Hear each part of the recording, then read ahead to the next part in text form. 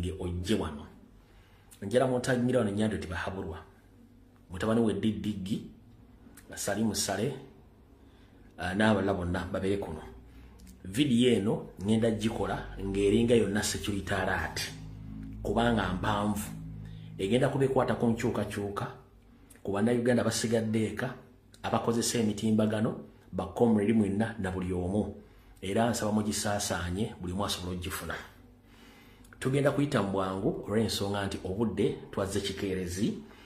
Ngenda kutandika ne security alert esookera ddala. Security alert esooka yeeno. Nsaba gwe munnayuganda yenna ali mu diaspora. Nsaba munnayuganda yenna ali mu diaspora. Ng'oli mu diaspora kibayita diaspora nti ne bw'obanga okasita ova mu Uganda n'ofuluma eggwanga Uganda oba oli mu diaspora. Kati ngenda kusaba mwenna bali mu diaspora. Ng'omanyi nti oli mu community WhatsApp.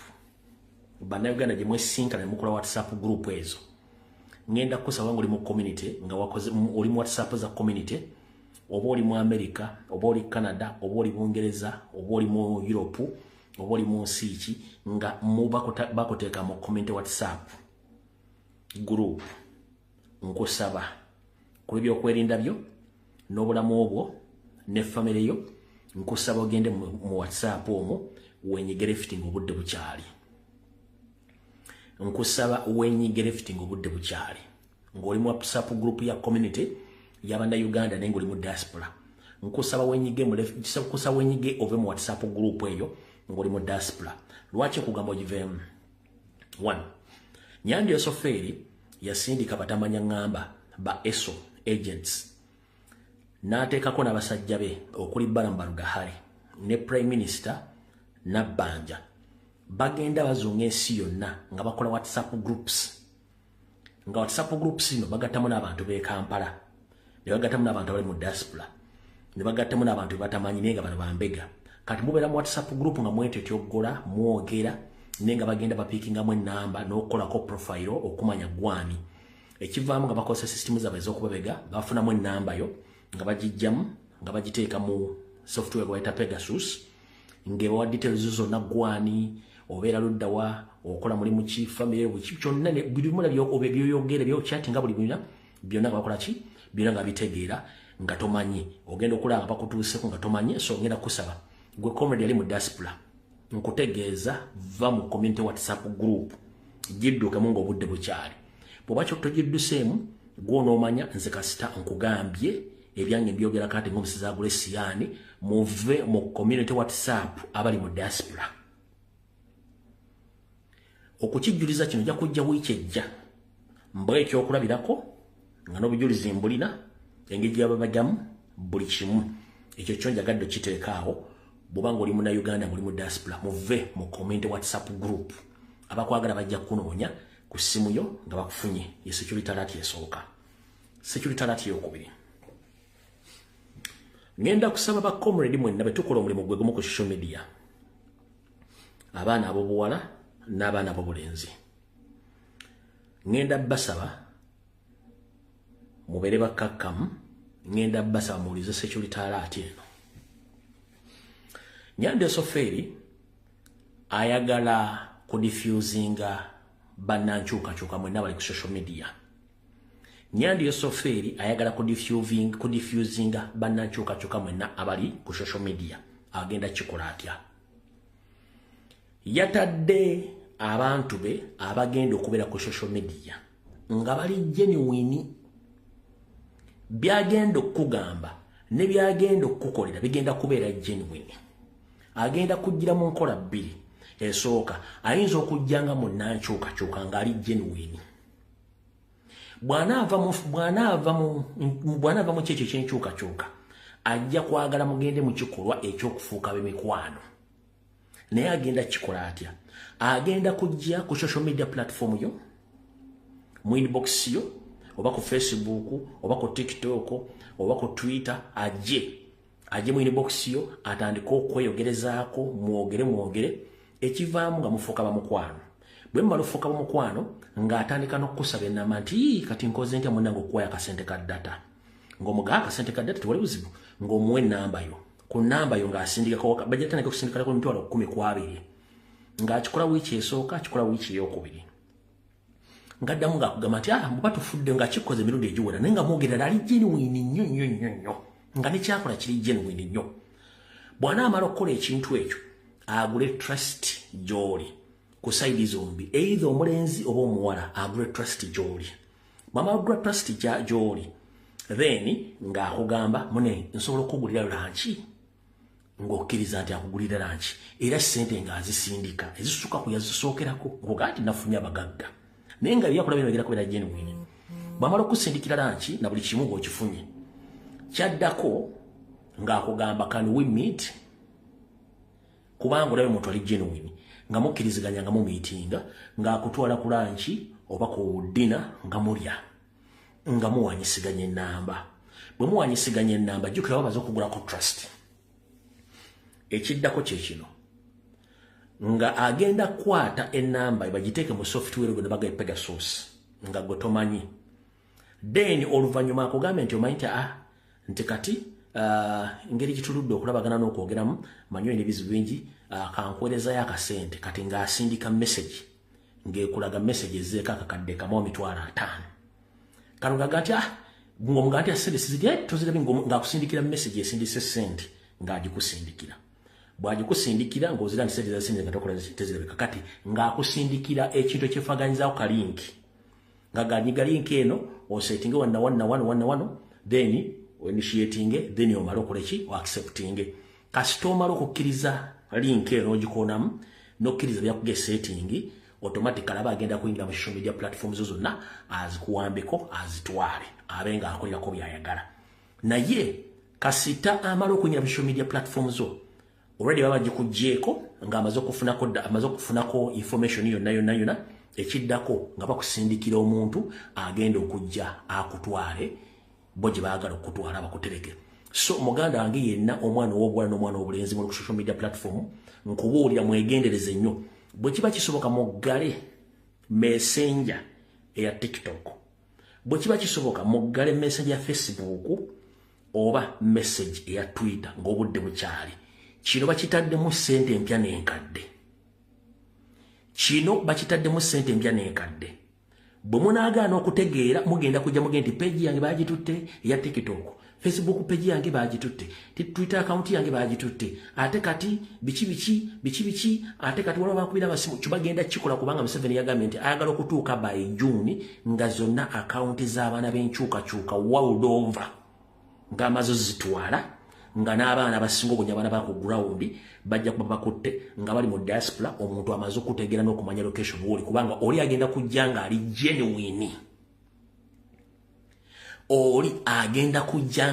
genuine nnyo nga tomususpect nga kuba nti agenda kukola ekintu ekyo bagenda kikola kati muganda wange maze okugamba security alert B bw'onoogaana okukwata ebyange ebisigadde goonoomanya era awo security alert ziwedde kati emisana nze nenkola video ku saa 7 nembawa details zonna nembagamba nyandwe mukawufu ng'omususa ku bintu ebyaguddewo nga president abuze nembagamba nti adeploying time was 3 nembabulya buli kimu kyonna ekibaddewo nembagamba ngenda kujja ku ssaawa 5:45 mbabuulire mu details kiki batuuseeko kiki bagenda okukola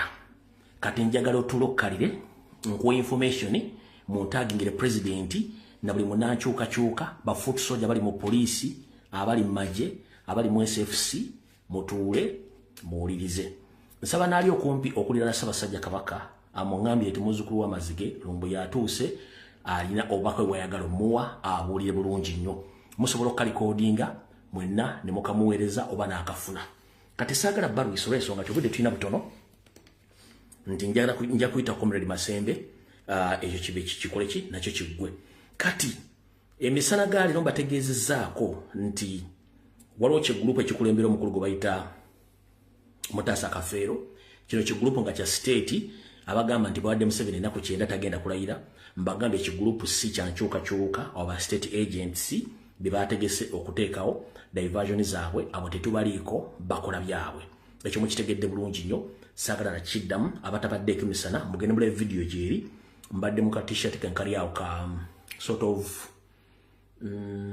walangi ki kembadde mujiri misana gitaddeyo mujjagiraba kati batumala okuva waawo abasagala bawa nnyo budde olw'ensonga nabogeddeko dde emisana njagala kuva waawo tugende ku information entuufu eyandiise kuba obudde tulina butono kati obudde tulina butono kati muwulirize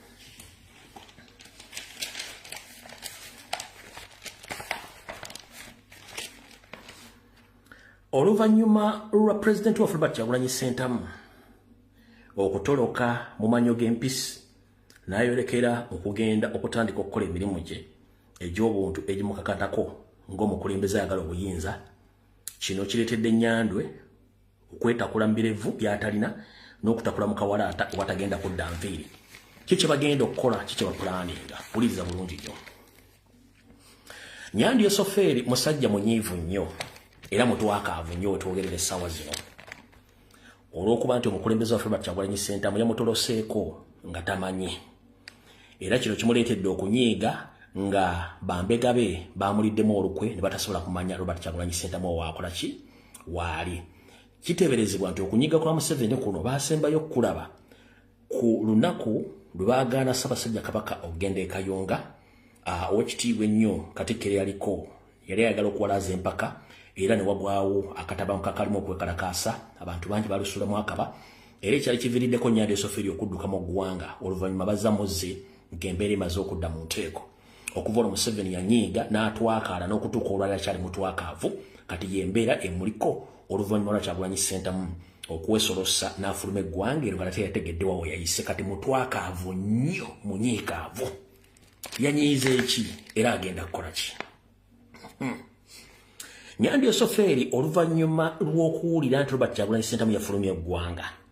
saagala mugende ku bibooziboozi by'abasajja ba NRM ne ba propagandists ne ba blackmailers kubanga bo bambi gwe mulimu babawa okudiffusinga biki ebiriwo n'okuwola mpaki batamanyi Nnyandyo Sofeeri yawandiise ebbaluwa eno n'agiweereza ab'ebitongole ebyenjawulo naddala abakulu ebitongole bajje bamunnyonnyole ku nsaasaanya y'ensimbi n'enkola y'ebitongole ebyo ebegera munda byawa ensimbi empya n'enkadde okulonda Robert Kyagulanyi Ssentamu ng'ayagala bamukwate ebbaluwa ze yawandiise yayise abantu bano wammanga bamunnyonnyole era bamale omuwa accountability yembalira ku nsimbi obuwumbi n'obuwumbi ze yabawa n'ebyuma eby'omulembe okunoonyeza ku Robert Kyagulanyi Ssentamu yakoze bw'ati yawandiise ebbaluwa n'agiweereza Major General Arthur Mugenyi Major General Arthur Mugenyi ng'ono yakulya ekitongole ekikettera munda mu ggwanga ekya International Security Organization Major Arthur Mugenyi yamuwandiikidde ebbaluwa n'amugamba nkwetaaga mumbuulire wano bwe yamaze okuwandiikira Major General Arthur Mugenyi n'awandiikira Ambassador Joseph Ochete Ambassador Joseph Ochete ono ye top spy team leader alidinga spy network zonna ezibegere bweru w'eggwanga weewunya bamuyita Ambassador Joseph Ochete oba Ochote yono yalidinga team ebegera ebweru w'eggwanga yonna ne yamuwandikidde ebbaluwa ng'amwetaaga teyavudde awo n'awandiikira Kano David Opero ng'one Deputy Commander of Division 5 of ICT Regiment team eno ekasaganya ebyokuteeka mu nkola tekinologiya yenna ow'omulembe mu gye lya UPDF era nga yakolagana ebintu bya cyber crime mu UPDF ne yamuwandikidde ng'amwetaaga amunnyonnyole ensimbi empya n'enkadde ze baateekamu Kyagulanyi yayiseewa okwo n'awandikira ne Major Jack Bakasumba n'amuwandiikira naye ng'amwetaaga teyakomye okwo n'awandiikira ekitongole ekikwasaganya ebyempuliziganya eby'omutindo gwa internet nga ono ali mu police gwe bayita ASP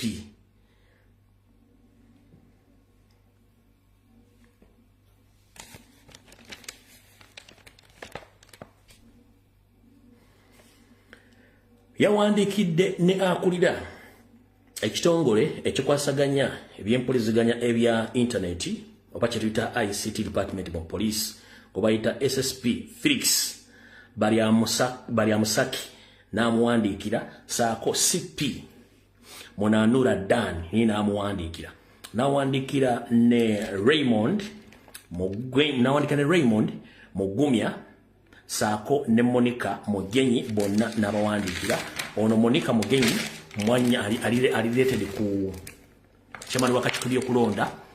yatubba akalulu yali related ku ye bwe yamaze okuwandikira bonna bwe yamaze bawandikira n'abategeeza nti ayagala full report ekwatagana ku Robert Kyagulanyi Ssentamu engeri gye yafulumyemu eggwanga nga bonna tebategedde engeri gye yafulumyemu era n'abagamba nabawa ssente mpya n'enkadde mwalemye okumuntalinga omusajja wadde okumukwata n'afuluma kati njagala okumanya buli kimu kati Museveni kino kye yali yakola bw'ati Museveni yali yasetinga ebitimba bye bibiri mwalina okukwatira Bobi Wine ekitimba ekisooka yali yasetinga ekitimba nga kitwala eastern side of the country kubanga akimanyi Robert Kyagulanyi Ssentamu alina emikwano mingi n'abawagizi n'abantu abasobola omukuuma mu kitundu ekya eastern n'asetinga ekitimba ekirala nga kiri mu Buganda wano we yateeka surveillance mu bitundu ebibiri ng'amontalinga Robert Kyagulanyi Ssentamu naye byonna bitimba omusajja yabibuuse n'asobola okutoloka kati kiki kye bagenda okukola oluvannyuma lw'okuba nti Robert Kyagulanyi Ssentamu yafulumye nga tebategedde wulira bulungi nnyo Museveni yawadde ebiragiro bino wammanga yategeezezza ebitongole byonna nga bimenye n'ababikulira muwulire bulungi nnyo kansula president kuno kwali yategeezezza ebitongole byonna n'ababikulira nti yeetaaga gye bayita court subpoena yeetaaga court subpoena kye kiwandiiko ekiva mu kooti nga kiragira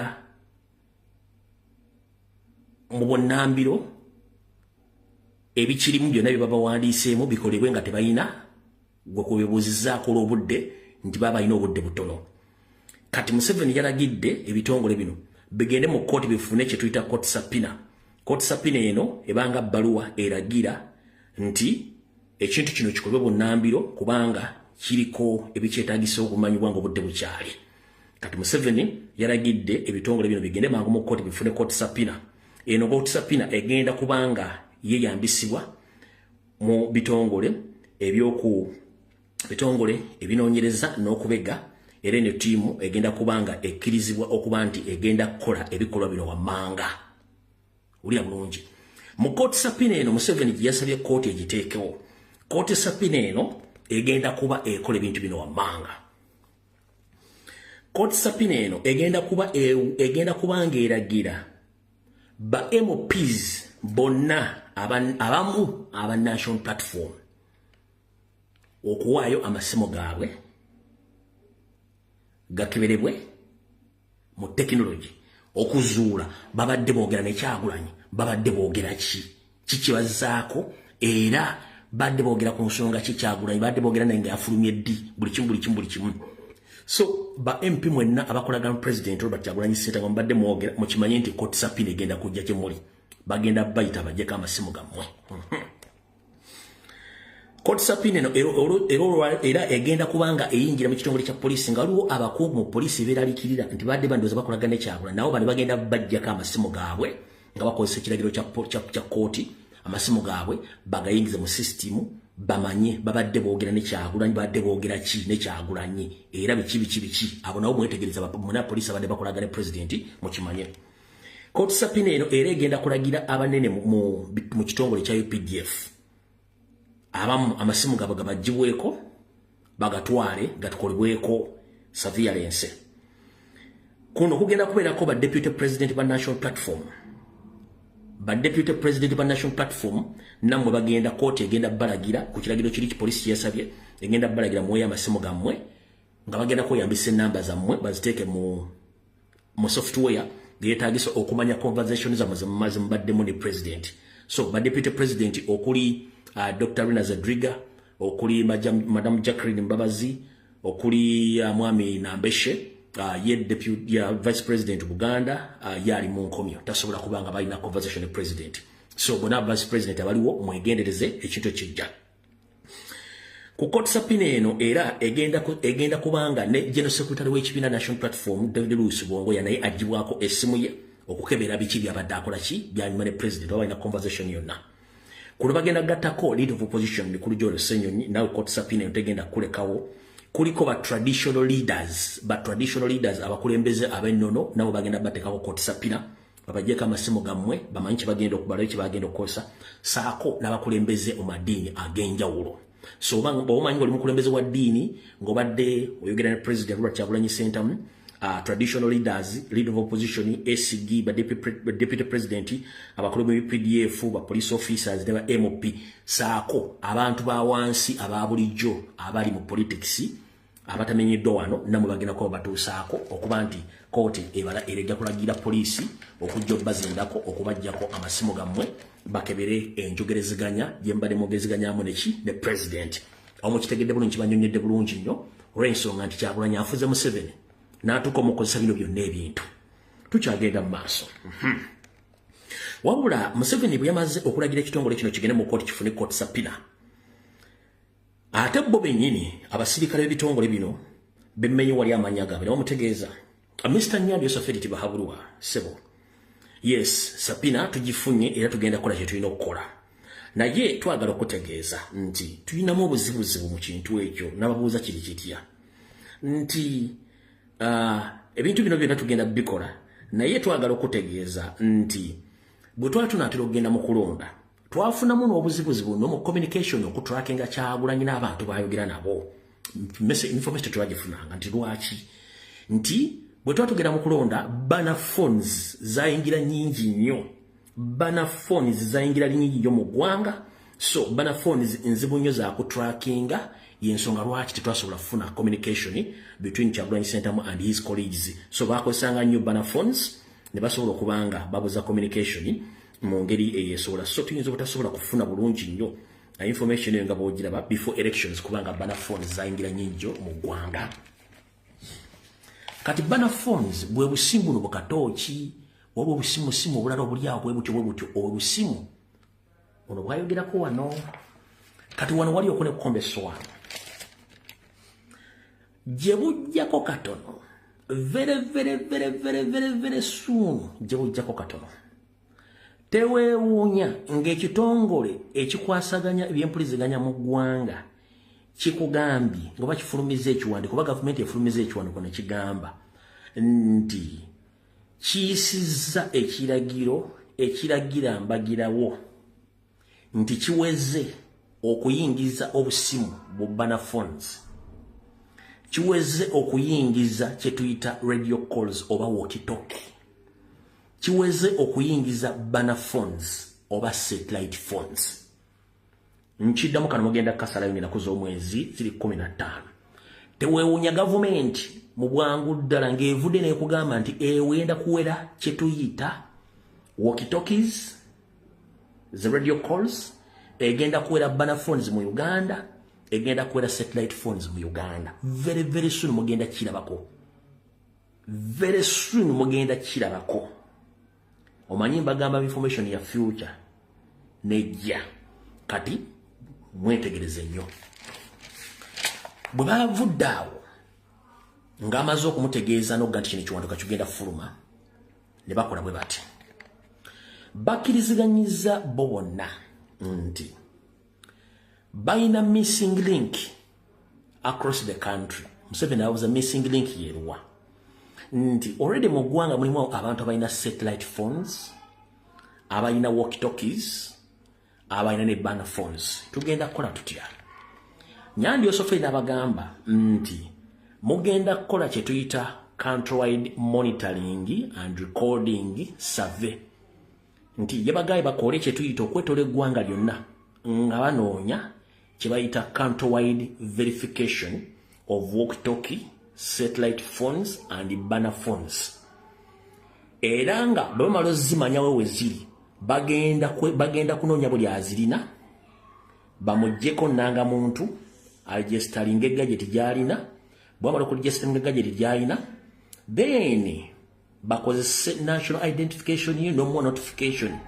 nti buli luvannyuma lwa myezi 3 tugenda kusindika wano IO o intelligence officer ajenga akebere ku switchboard yo okozesebwa walkie-talkie saako ne satellite phones oyo IO ajengako information okumanya obadde ocommunicating n'abantu mu myezi egyesatu obadde ocommunicating n'abaani mu myezi egyesatu. So kati mumwe n'abaana Uganda abalina ebintu bino bagenda batuukako mu bbanga eritali ttono nnyo eno ba future information. Alright, bwe bavudde awo ng'amaze okwogera ensonga ezo bino nonna bivudde mu kukola kwa Kyagulanyi bagenda kuba monitoringa switchboards era bakole assessment mu communication mu buli muntu yenna alina satellite phone mbagambe ne walkie-talkies nga bagenda kuba beyambisibwako IO ajja okujjanga luvannyuma lwa mwezi gumu oba ku myezi ebiri okukola ki assessment n'okufuna recordings ezo okumanya biki byobadde oyogerera ku masimu ago oba ku ssimu ezo ez'ekyama otuvuddewo. Bwemala okukkirizaganyiza ebintu ebyo bagamba Ennyanja Esofeeri nti wulira bulungi nnyo wano wenjagalira mwenna ba foot soldier bali mu police abali mu magye n'abantu ba bulijjo president babadde ayogera nabo wulira bulungi nnyo kano kakulu nnyo ba foot soldier bali mu police ne magye oba ne mu SFC abadde bakolaga ne president wano wakulu nnyo. Mr. President na wano wakulu nnyo mpuliriza eno information ya buwanana.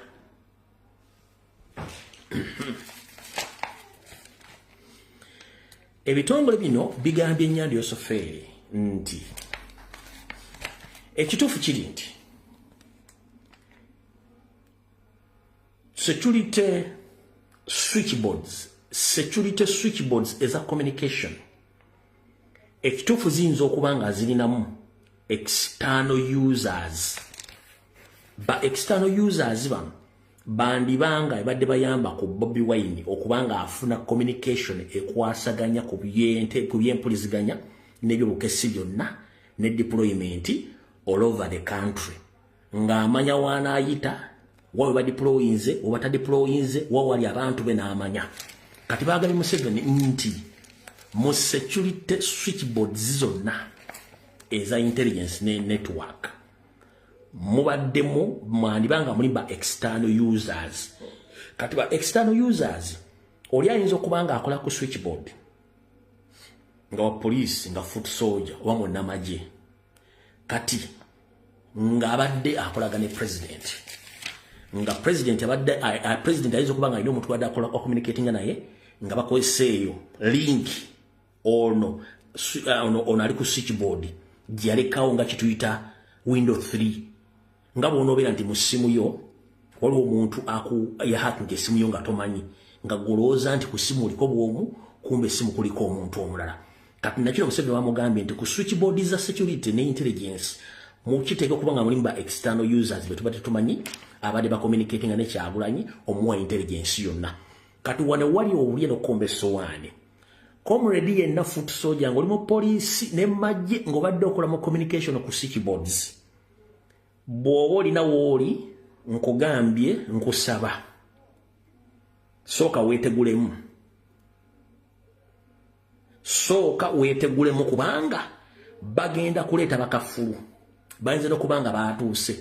abagenda okuyingira mu system ya switchboard bamanyi linki zino zibadde luddawa batandika okuzzaayo call data ne information okumanya baani abaali wano olunaku gundi ani yakola bwati lwaki eno link erimisinga lwaki mwalimu omuntu gwe tutategeera kati mwenna abadde bali ku switchboard zeezo mu biseera ebyo byonna emyezi ebyo president wabeeredde waawo n'ebbanga lyonna muyinza okukagwamu nga temutegedde kati ngenda basaba mwenna ba foot soldier bali mu poliisi ne magye bwe kiba kisoboka at least musooke munnyuke musooke muyitemu otherwise bayinza obbalya kino kibagane ne president bakwali kano kaberenga enseka manyi buli omu abenga amanyi mwenda bafutu soja bali majire mu police nga bali mu communication and intelligence mubirenga mukimanyi nti bagenda kukola ki bagenda bayisamu eggali nizo bali tobuzibu ne bakwata so yesonga njiremeddeko nnyo obwongo butono video nzo butagisobola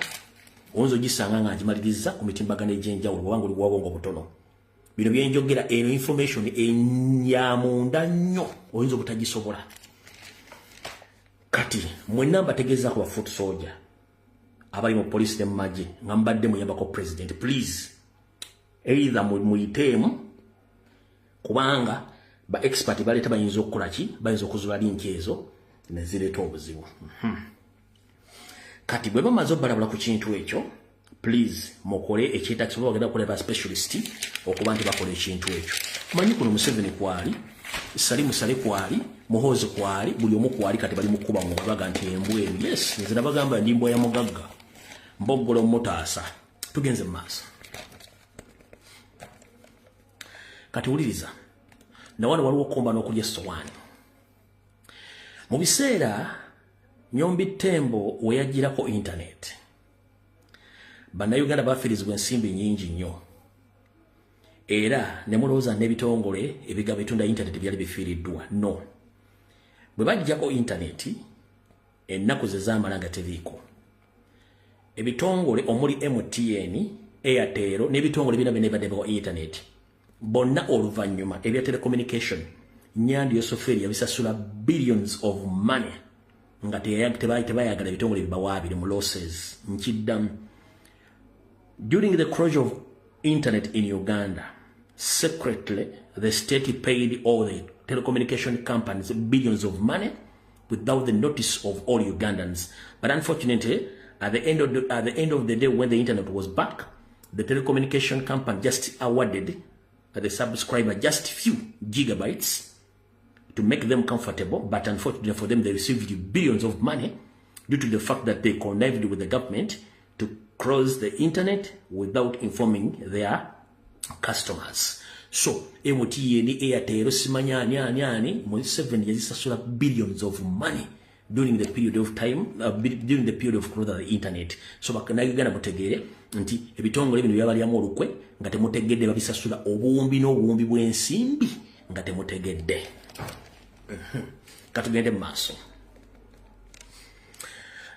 bamala okusasula ebitongole by'ensimbi empya n'enkadde kati Museveni bamuwadde amagezi gano wammanga gagenda ku affectinga naye gagenda kutako effect na buli muntu yenna gy'ali gano ge magezi ge bawadde Nyando Yosoferi Nyando Yosoferi bamwadvisinze nti asobole okumakinga sure oba okufuba okulaba nti amayengo ga interneti ga controllingibwa nga gafuule ga bbeeyi nnyo mu ggwanga bamugambye okendeeza ku pressure eriwo ey'abaana kubafulumizaako ebigambo ku interneti naddala abaana b'enkyukakyuka ne bannayuganda engeri gye bakonsumingamu information y'enkyukakyuka ku ground kyabulabe nnyo kye tulina okukola kwe kumakinga sure interneti tugirinyisa ebbeeyi oba ogirimitinga mu ngeri eno gye bagenda ogikola luli wattu obadde ogula gigabyte y'emu n'ogikozesa ennaku 2 oba lumu ng'ogikozesezza ennyo kati Nyando bamwadvisinze nti internet agifuula ya bbeeyi Nyando agenda kukolagana ebitongole eby'amasimu internet bagifuule nti yabuwanana etya nti ojja kukwata ssente ogule gigabyte emu gigabyte eno eyinza okuggwako mu ddakiika 3 oba mu ddakiika 6 nga tokyasobola kukozesa gigabyte kumala ssaawa kikusobozesa okugenda okugula intaneti endala mu budde obwo ekitegeeza nti intaneti eyinza okumala kusentrada mukulya kintu kyonna kino mugenda kirabako buli kyembagamba wano mujja kirabako era muza video zino mu Uganda internet egenda fuuka ka internet eno information bali mu kuba meza kati internet egenda kufuuka more expensive in Uganda and more controlled by the state kubanga bagala kavinga speed abaana kuba consumirako information wadde bagezza okuteekawo diversion eza buli kimu naye engeri abaana gye baconsuminga ne gyeserekamu information etiisiza nnyandwe. Kati nkugamba ogenda gula GBM mu ddakiika asatu ejja kuga nti okosezzaako 70%, mu ddakiika asatu egambe nti munnange GByo eweddeko. Naye nga kyonna Museveni bamugambye mu advises abagenda kikola era kiri mu nteekateeka bagenda kikola. Ekirala Museveni era bwamu advisinze okuba nti agenda kuslowinga internet nga bw'obonda bwano ku live ng'ebigambo byenjogera ku ssimu yo biskipinga mu seconds 5 ku seconds 10 nga kino kigenda kuva ku internet ogislowinga mu ggwanga nga bono ba ku TikTok nekulaga nti efunye mu buzibu waliwo omuntu we TikTok yetoloza obuntu ekyo tekigenda kuva nti ku ssimu yo bagenda kikola nga kiri mu system okuslowinga internet nga bayambisa system ya okuslowinga internet era nakyo bagenda kikozesa system eyokukola ki eyokukendeeza ku speed abantu kubafunirako information. So ekyo mukitegeremu n'abali ku social media kigenda kutuukawo. Ekyo bwe kiggwa Museveni bamu advisinze okendeeza ku mayengo aga information eva ku international mainstream medias gamba nga CNN, Al Jazeera, Vision neziri international zifulumya amawulire nga bwebange badde broadcasting na mugifuna mu Uganda ku social media platforms oba ne ku TV nazo zigenda kubanga zisiro nga tomusobola kufuna information ngayo mwandi badde mugifuna. 1 Museveni akimanye ekiddako ng'otalwa Israeli ne America ne Iran luwedde zonna ensonga zigenda kudda ku Africa kuba balina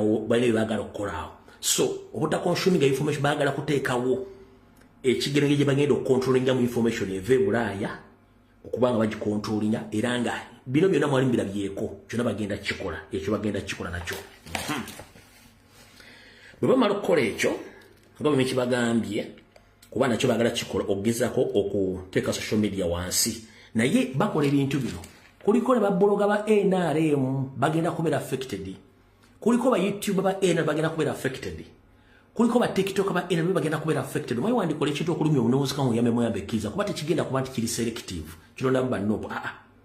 Abannopo kigenda kubeera selective. Wali mu security talent jemba wadde ebbiri eri mu WhatsApp group ne ku social media platforms za mugenda kufuna abantu bali genuine babateekemu ssente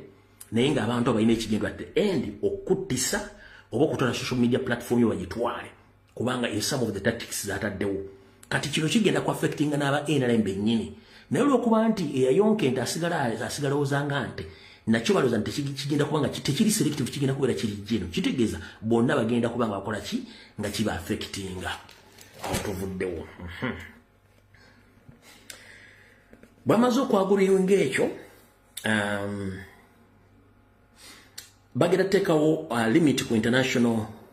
bagenda teekawo limit ku internet ne ku content ya consuming okuva ku international level nga bagenda kuba limitinga the mainstream media zezennene nga bamulimitinga mu Uganda okubanga aliawo ekintu kyanga tekitegereka nakyo kakiveeko bakilimitinge. Kati wano wali obuzibu. Museveni bamulagidde bamuwadde advice nti essaawa zino kyekiseera activating sleeper cells. Bamugambye essaawa zino activating sleeper cells both local and international. Sleeper cells nakibanyonnyola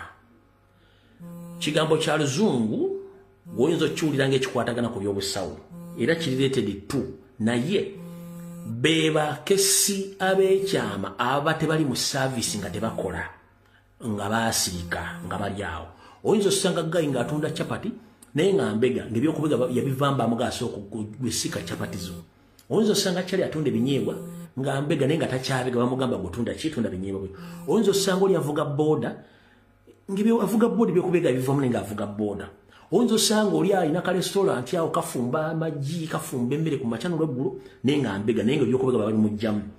Oyinza osanga omuntu mu diaspora ng'asuubula matooke ategeka ebivulu.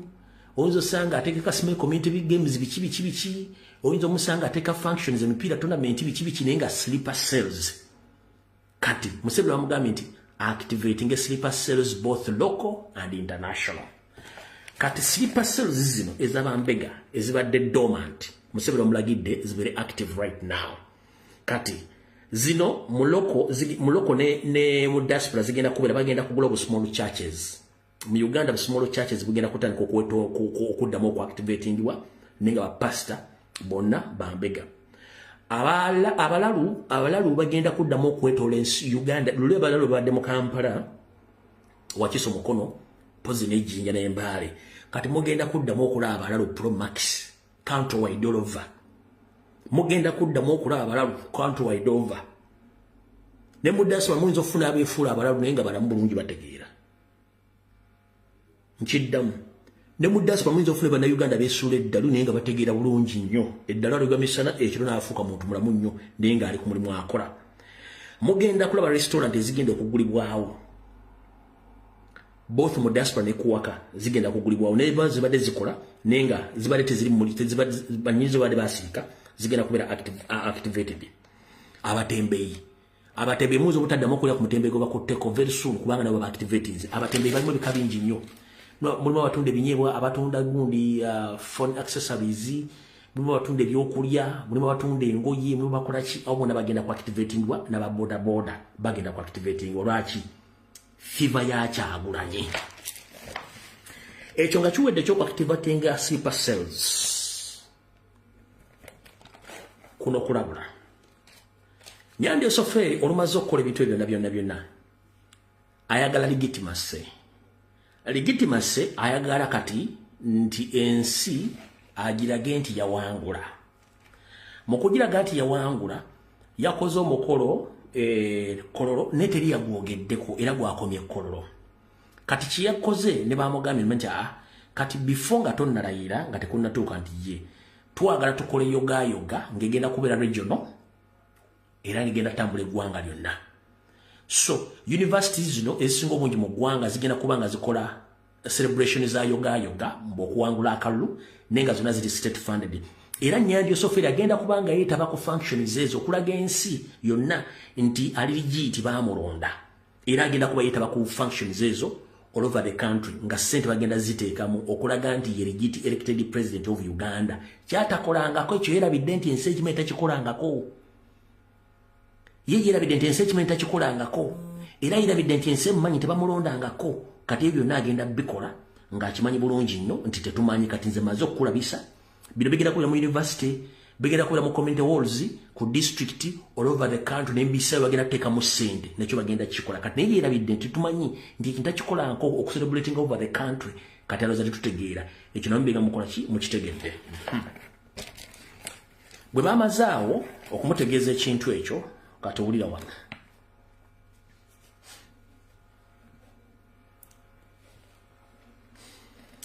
wano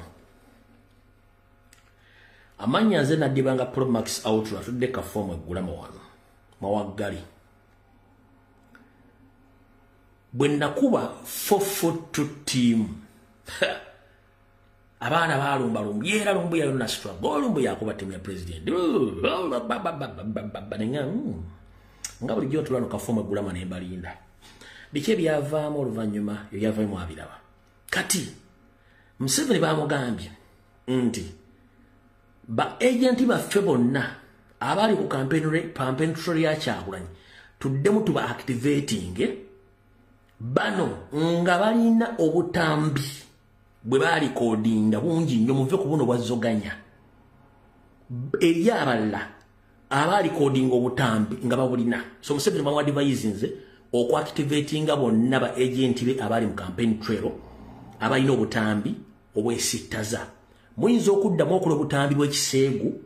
nga buvudde bamuyita bakomredi bannammwe nga babutadde very soon kino bagenda kikozesa nga diversion at the same time as blackmail mugenda kuba mu butambi obw'ekiseegu bwekinaakuka obubi kubanga babulina mpozi nga tebagenda bujja nga maze obbaswaza essaawa zino kubanga mwebali babulina mulimu n'obulaga nti baali nga bali ku byabo bintu bya biswaza nnyo bye baakola baba activatinze babute ngazoganya oba ngazoganya bwe yakola okuta obutambi buli eryo n'abalaba bulina babuli coding anga obutambi mugenda bula bakonverisha bagenda bukosanga diversion negati eddagala ndirine lyekyo one Museveni fe kintu ekinza tujja kumulamu current de kiyinza kubanga oleesa obwerere bwa Janet obwa Natasha obwa Muhoozi nebino ebyaffe biri abantu babulijjo tebikyakola mawulire ate kati mmaze obyogera kitegezi tebikolerako ddala mawulire so bakomredi abali ekyo nze ddiru maze ojjabya waba wadde sede mufulumye obutambi ddiru maze ogirinnya munaddibanga Promax outula ku Sunday ssaawa zino ddiru maze ogirinyamu oba muleeta bwani mu bute ffe tetwagala kumanya kubanga president yafulumye yagenze kukola kiddako kati ekyo mwe mumanyi ffe tetwagala oba otabwani as long as temuli bwa president Museveni as long as temuli bwa president obusigadde bwona bute in fact tujja kuyambako Bush yalinga kubanga president asobola kukola kintu ekyo kati bonna mu bagayi bwobute as long as tekuli bwaki bwa president ebisigaye tujja kwasaga nabyo fe tusobola okuva tusobola okifula diversion as long as mulimu bwa Janet mulimu bwa Natasha mulimu bwa Patience mulimu bwa Diana mulimu bwa baana bonga babikola tujja kuva ku mulamwa naye wano mbolesa wana abaana baffe bagondo foot soldier ayi ago simawulire naawe Nessawa zino singa babatege ebikula mu Kampala oyinza okulira endulu bwevuga kati nakomera batomo bategavako ku mayumu oyinza okulira ekiri mu Kampala gwo kimanyi bulungi nnyo so ago simawulire kubanga nawe bwogenda mu tenti ezimu nga tolina Janet obera ku muzabbibu goza tetukimanyi ne mutabani we saazi no didigi anzo kuba mu office ngala video ngali ku muzabbibu nabala na ne sali musali mwenna mbira ku muzabbibu katoto buli ago simawulire in fact simawulire kati gobo yagala bira bekosa diversion go no manya fete twagala kumanya okitegedde bulungi baba mubuta mubute ba comrades mbagambiddewo information egitage mwe mumanyi baba babuta mubute twagala kumanya kubanga buli omu kyagala okulaga baakira balabadde buli omu asula kikola misana kiro basula bikone muloji mu balesa za bikola that is total nonsense tetwagala kumanya so tujja kuwera surprise nnyo oba kulika ebya Janet wakulika ebya Patience oba ebya Dana nebisigadde ago simawulire twagala byo Museveni tulekali enkokoko tukalabe twagala kulaka animal ka Museveni nebisigadde go simawulire naawe ngane saazi no waliwo abanda banga bali ku muzabbibu gonyumya bogera tabutambi okujonga ba president nebisigadde total nonsense kata utuvuddewo kati Mr. President uliriza bulungi nnyo wano Nyandi Yosoferi mu basajja balinga amazo bayita bayagadde okola ekintu kino nekyabalemye Nyandi Yosoferi yayagadde okola ekintu nekyabalemye kitya Nyandi Yosoferi yayagadde ekitongole ekikwasaganya software abega amasimu g'abantu ku buli platform yonna kibayita Pegasus omuyambako okuteeka essimu ya Robert Kyagulanyi enamba ya Robert Kyagulanyi Center mu spy software o Pegasus bamanye biki byakola bani bayogera nabo biki byonna kati state bwe yatuukiridde Pegasus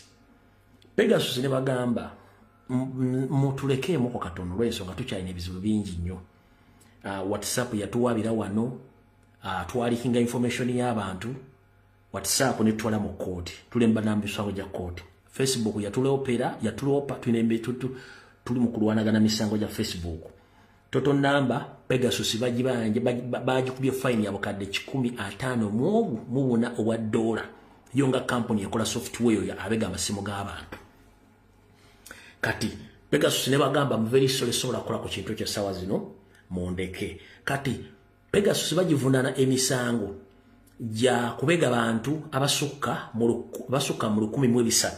world over ba politician bani bagivunana kubanga yinyigira mu kuspyinga ku bantu abo abamu bafuna obuvune amu business zaabwe zaagwa amu family zaabwe zaagwa abamu bafa battibwa n'okuttibwa mu nkola y'okuspyinga kuki ku bantu abo kati Pegasus bagambye very sorry sir no I'm not available sobola kola kintu ekyo sijja kibeeramu so mundeke kati ekyo ne kikomaawo. Wano wendaga muwulira bulungi nnyo.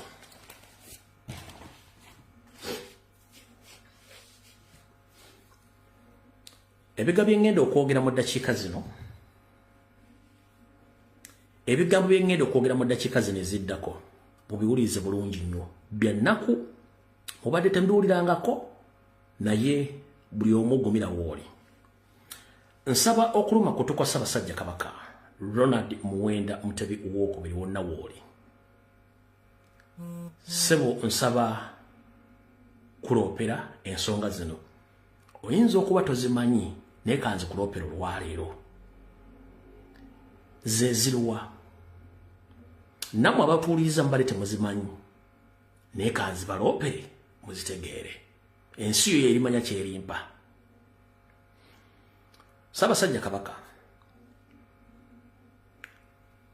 wakola omulimu gw'amaanyi nnyo okwetaba mu lutalo olwaleeta abatamanya ŋŋamba Basserwajja okwota abakusinza entannama essaawa zino. Wabula mu lutalo olwo abasinga obungi tebaamanya ndagaano ze wakola n'abasajja bano era lwaki baakulyamu olukwe. Wabula mu kulyamu olukwe bo nga bo bwe baatuulanga bo Abanyarwanda mu miitingi ezaabwe baalina amanya ge baakutuuma era nga koodi eyo bo bokka ba National Resistance Army oba aba National Resistance Army be bamanyi koodi eyo okuliko Museveni, Salimu Sale, Kahindo Tafiire n'abana abatonoto n'abala abagenzi. Abasigadde bonna koodi eyo tebagimanyi. Era tewali muntu amanyi mannya ge bayitanga Ssaabasajja Kabaka mu nsiko. Nennyini tagamanyi. Wabula nga ngendo googera nsaba Ssaabasajja Kabaka message ne kutuukeko mirembe naye owulize kye bakulowooleza. Abasajja bano bewayambako okukkiriza Abaganda okuyingira mu lutalo luno. Bo baasayininga death warrant yo, baasayininga death warrant yo. Era bagamba nti webakuteeka we bakwagala era tebaagala oveewo, baagala oveewo nga bakuteeka mu kasubi ennabulagala. Omukono gwonna ogukuliko ogukulemesa okwogera eri abantu bo, ogukulemesa okwogera ku nsonga zonna ez'ebyobufuzi, ogukulemesa okwogera ku nsonga zonna ezirumirirwa abantu ba bulijjo,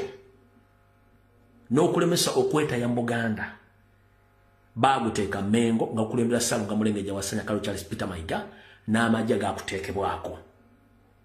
Era bwe bakwetaaga oli muki oli mufu. Lwaki bakola ekintu kino?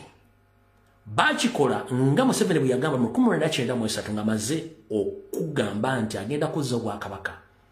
Mu 1994 n'amala ne yeefuula n'agamba nti omugenzi Milton Obote yakola ensobi okulumba Obuganda oba okulumba olubiri lw'Emmengo. Yali ye alina enkola ey'okukozesa Abaganda bennyini okusanya Obuganda era kyabadde agezaako okukola mpaka lwe najja n'enkirinnya eggere. Navumibwa n'entyoboolebwa naye nze nabagamba ndi muzzukulu wa mulwanyi, ebyo nabigomera. Otwogerera essaawa zino ebigo byeyogera akyabikolera ddala. Abantu abasinga obungi mwajja ne munima empindi ku mabega gye neddira. Naye namaliriza abawangudde. N'olwaliro njagala bagamba ekigambo kino mukiwulire bulungi kye mubadde temumanyi. Ssaabasajja Kabaka bano abasajja bino bakulowooleza. Era gano ge mannya go gobadde tomanyi.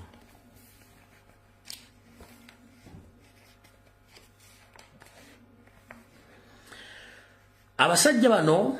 Ssaabasajja Kabaka koodi nnemu gye bamuyita okuva mu nsiko bamuyita Meja Kamunguro. Bamuyita Meja Kamunguro. Ssaabasajja Kabaka koodi nnemu yo Majje ga Nnyanja Esofeeri bakuyita Meja Kamunguro. Meja Kamunguro ye koodi nnemu yo bo gye bakuyita. Bwe baatuulanga mu miitingi zaabwe bo ng'Abanyarwanda baakutuuma erinnya Meja Kamunguro. Era bo bagamba nti Meja Kamunguro ono yali nnyo wa mugaso nnyo mu lutalo lwabwe era singa teyali ye bande bale tebalina bakola ki watuuka naye tebali kukkiriza kufuna ssanyu kyekisooka tebali kusasula ssente zonna z'olina okufuna tebali kukkiriza kutwala buli kimu kyewalina okufuna mu ndagaano ate bagenda kumakinga sure woli tovaawo amaanyi ge baakuteekako n'obuganda obutasukka ku ggwe bakwagala oli mufu kubanga webatuusa we baagala so Ssaabasajja Kabaka erinnya lye bakuyita Meeja Kamungulo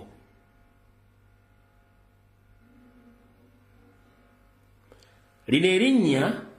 kaabe ng'oggyeko Museveni ssale mu ssale Kayindo tafiire ne Nalweyisa ayinza okuba alimanyi abasigadde obukadde 49 mubadde temulimanyi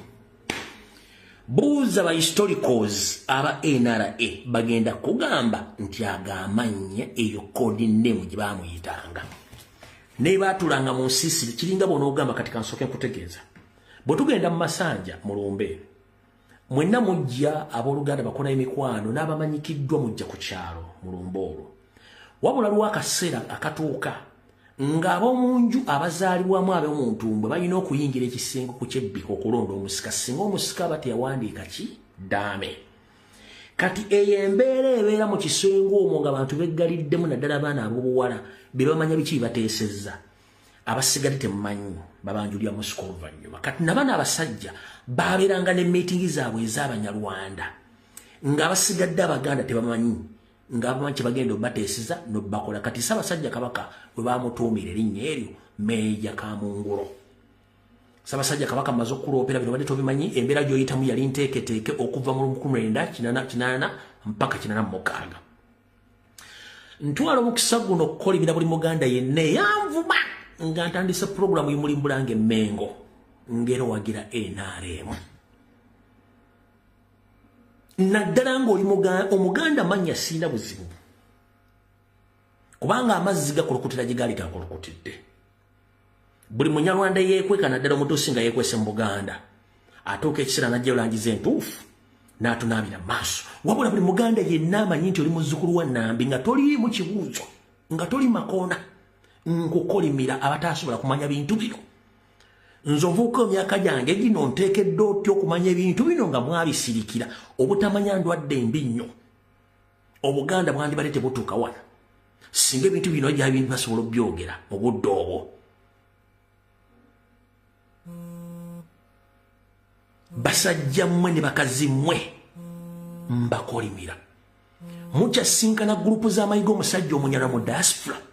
ne mukola enkiiko simanya abeemiruka abamagombola abamasaza mu Ssaabasajja Kabaka asiimye ng'asiimye ludda wa mwamaze ebbanga ki nga temulaba ku musajja oyo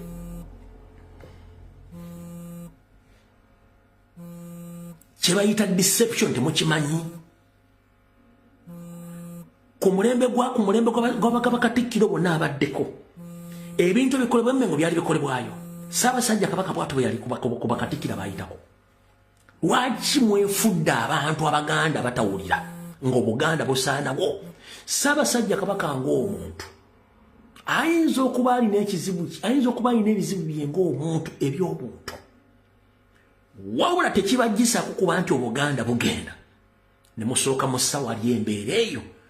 ne mugamba tusooke tunna Obuganda ekizze kijja kitereza oluvannyuma wabula mwenna ne bakozesa ensobi ne mutandika n'oggeyo omutanda kubanga mayiga omusajja Sserwajja Okoota atalina na kita atalina na nsibuko ya jjajjaawe nga famire etandikirako kitaawe n'atandika okukomasholayinga Obwakabaka yabufuula bwa bizinensi n'abujja ku nnono obuwangwa nga temusobola kuvaayo kwogera nsonga zino nga mwenna musirise abaana Abaganda bali mu kubonaabona tekyali asobola boogera mwenna musirise wabula muli mu diaspora abala bali Kampala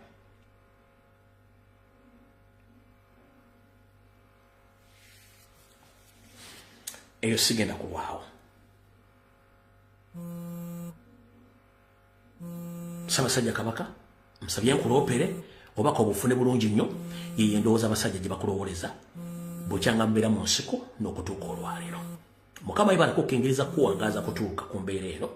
nakulaba bintu nga bibiri wabula nyongera obbakubiriza nti buli muntu yenna gwolaba Walampa Robert Kyagulanyi Center bw'oba osobola omusiŋŋaana waali munyige nkiddamu buli muntu yenna gw'osanga Walampa Robert Kyagulanyi Center mungu baali mu diaspora baali munyige nze nkuwadde olukusa omusajja oyo Robert Kyagulanyi Center waavira mu bulamu bw'ensi eno nga tetugyeko Museveni toyinayo chance ndala ensi baba gitutte toyinayo chance ndala ensi baba gitutte kubanga munda Uganda aliwo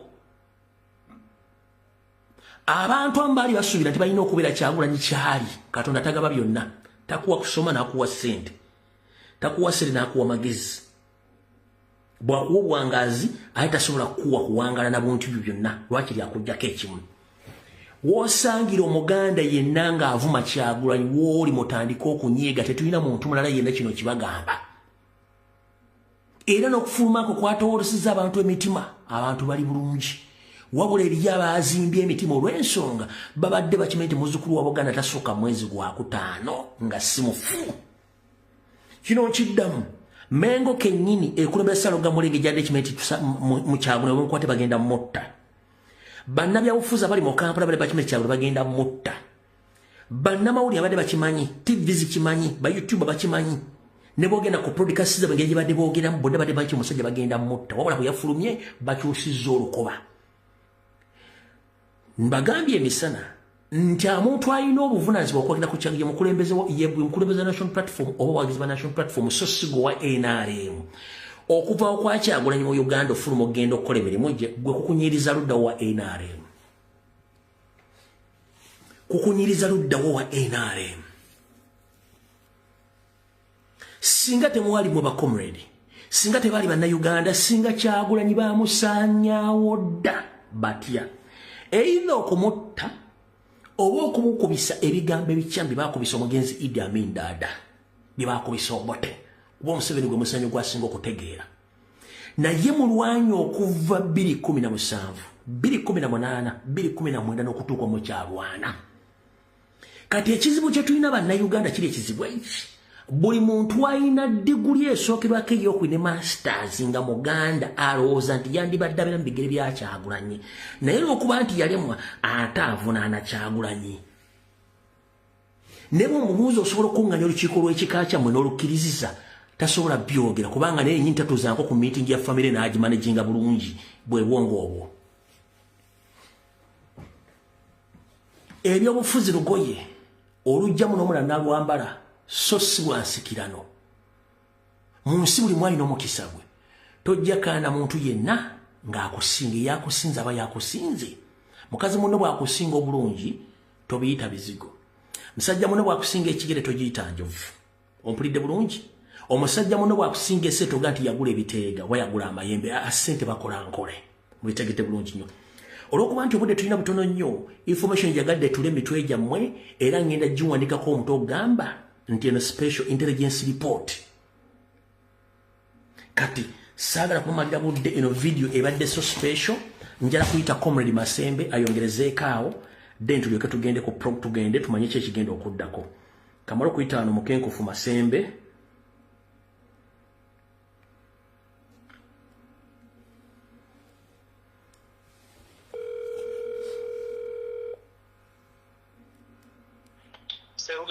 wanjisebo kale waluga nawe gye barakosebo ngenda kuwa eddakiika 30 zonna zikozese bulungi nnyo ku information gyoyagala okuyisaawo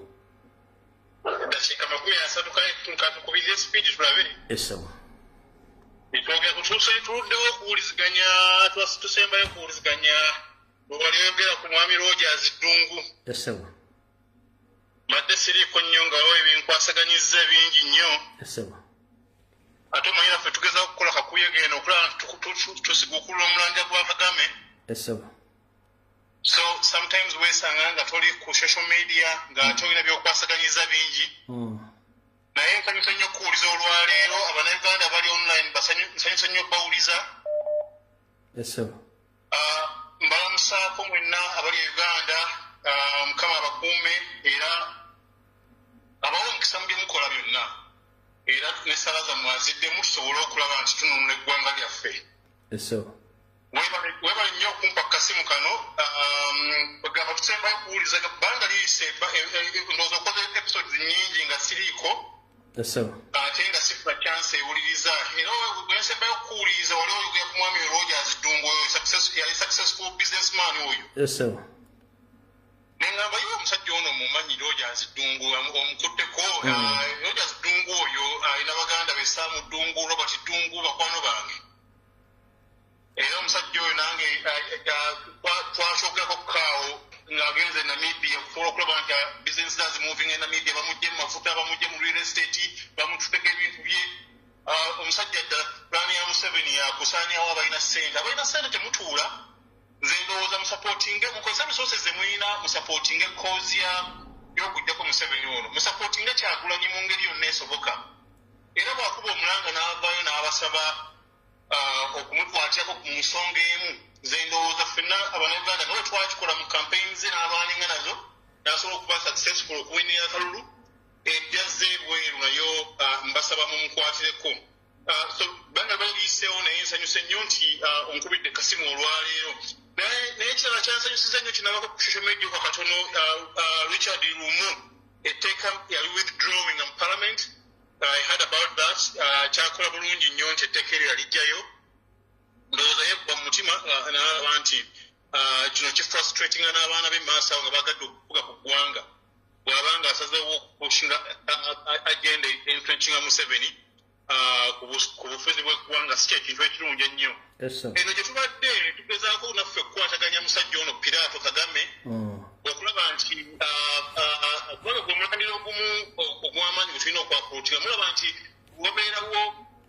wabeerawo embeera mu Kampala muhoozi addukira wuwe okufuna guidance olina okusobola okwenyweza bano bantu kyekimu so abalala nga bakutte eno ku kya Museveni afa batugezaako okukwasaganya ku kya Kagame ono gabe nti Kagame amakanda gasimbe mu Uganda ne mu Great Lakes region gata era nja kuyitawo katono nnyo kubumu ku updates obugenda maaso between Kagame DRC lens je ku kya president wa fono decision gye yakoze okufuluma njogere ku katono nnyo in my own opinion ndowooza nti ekituufu ekyandibadde kitambula Kagame mabegakaawo twasembayo okwogera nawe ndowooza nga okitegedde nti agenze e Paris okwattending the nuclear summit Abannayuganda bulina okukimanya nti omusajja ono taakweyalinga nuclear power okwenhancing electric power generation in the country okwakuseretinga development Kagame nuclear naajagala kusobola kwatakinga Kinshasa kubanga alaba kati egretiye ku interest ze mu Great Lakes region era tulina okutulaba ebintu ku social media tulina omulumba n'amaanyi ate tumanye embeera za Kagame musajja musunguwavu nnyo musajja mubi nnyo mulaba nti Museveni mubi naye Kagame beebamu batambulira wamu bati ngeri temala kulowooza nti tebanakola kintu kati alaba nti ali defeated on ground kubanga abahutu bangi mu RPF badefectinze batandise okudduka mu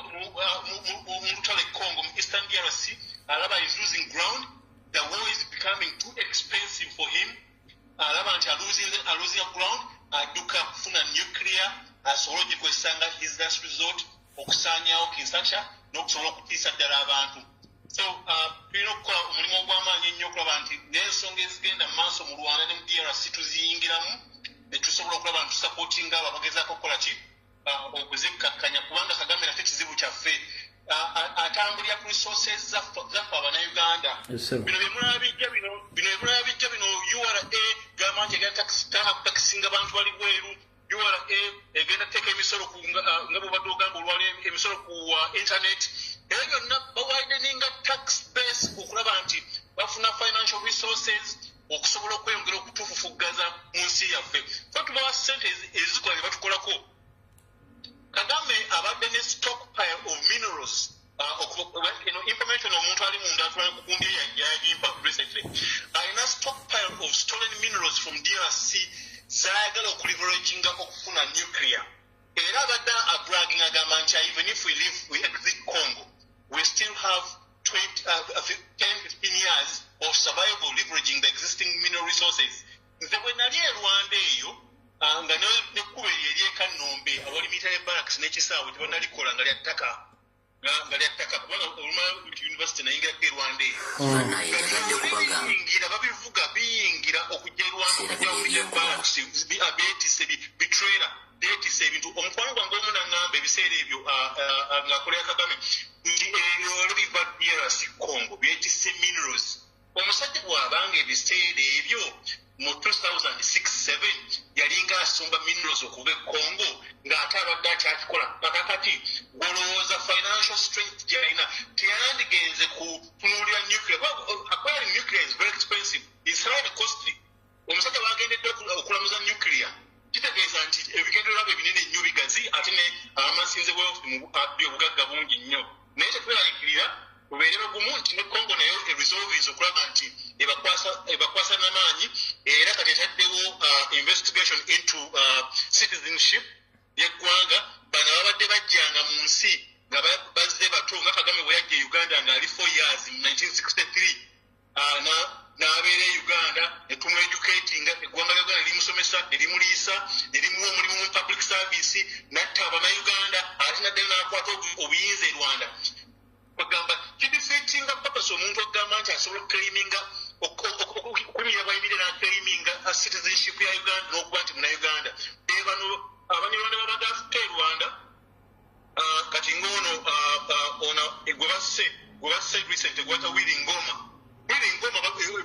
ebiraga nti yagenda e Goma nga muto era nga nzalo y'e Rwanda naye kugamba ng'akulaga nti ate ye Congo emukwatako nnyo okusinga Rwanda ng'ayinza n'okulwanuka naye ono omwami Willy Manzi Ngarambe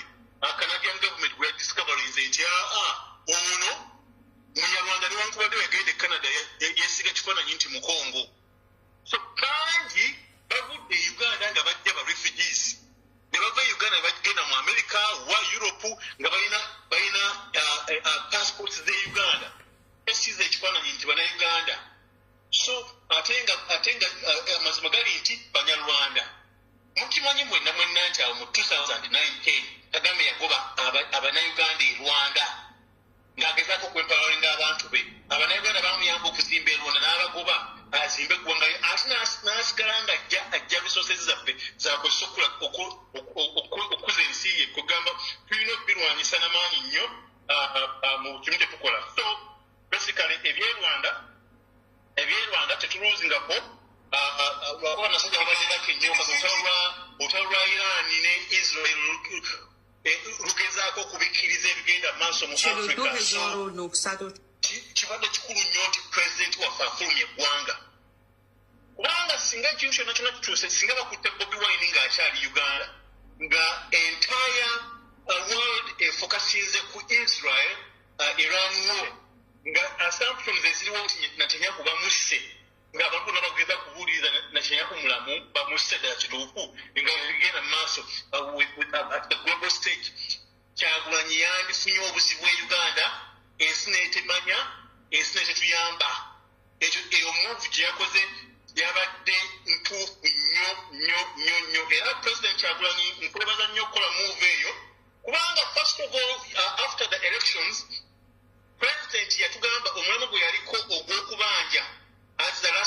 the last phase of the campaigns abannayuganda twakola ki twatuula ne twesuulirayo gwa naggamba ne tutakola mulimu gwaffe gwagenda kabanja kubanga groundwork yali ekolebwa ng'abantu mu magye bangi abali ku saidi yaffe mu prisons bangi abali ku saidi yaffe nga bali ready okuvaayo okujja okuyimirira naffe okutwala obuyinza bwaffe naye normal senses tosobola ku-expectinga nti president Kyagulanyi yajja kusobola okulwana obwomu nga mwe mutudde akiwa time emyezi 2 ng'ali mu ggwanga at least asteppinga side tukimanyi ali mu ggwanga ng'alinda sparkemu muveeyo mujje mumwegatteko ku streets ezo magnitudes of people ezaavangayo ku campaign za Kyagulanyi ziri just enough okukyusa gavumenti kyoba mulaba nti nno omusajja olumala okukwata obufuzi abubbye agobye abantu mu kibuga abakola business atandise okukiriyaga ekibuga abantu bafume badde mu byalo badde mu bifo eby'ebbali bakolere eyo kubanga atya abadde amanyi nti anything could spark a riot in the city. Enamba esobola okugjako Museveni mu kibuga nga twasituse emitwalo 5 gyokka egy'abantu. Bano abantu abagenda Kabakazirwan bali enough even to change things in Kampala. N'abalala babadde mu bifo eby'enjawulo on the suburbs of the city.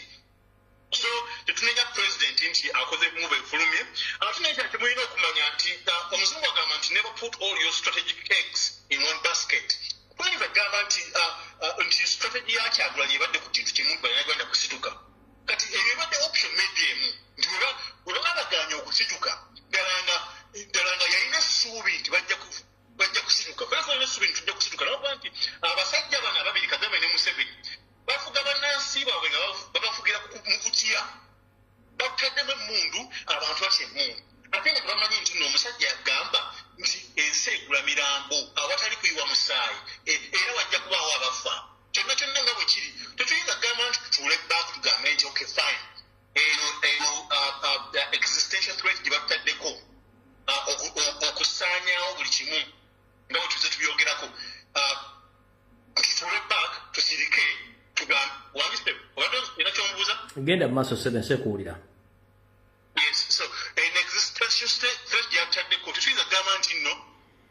tutuule back tugambe omusajja katumuleke akole kyayagadde okukola. Ekyo kiri so wrong. So president waffe okufuluma n'avaayo mu message ye yabadde clear nnyo. Eyo kikulaga nti second phase of fighting bw'aba agenda ku engaging a foreign force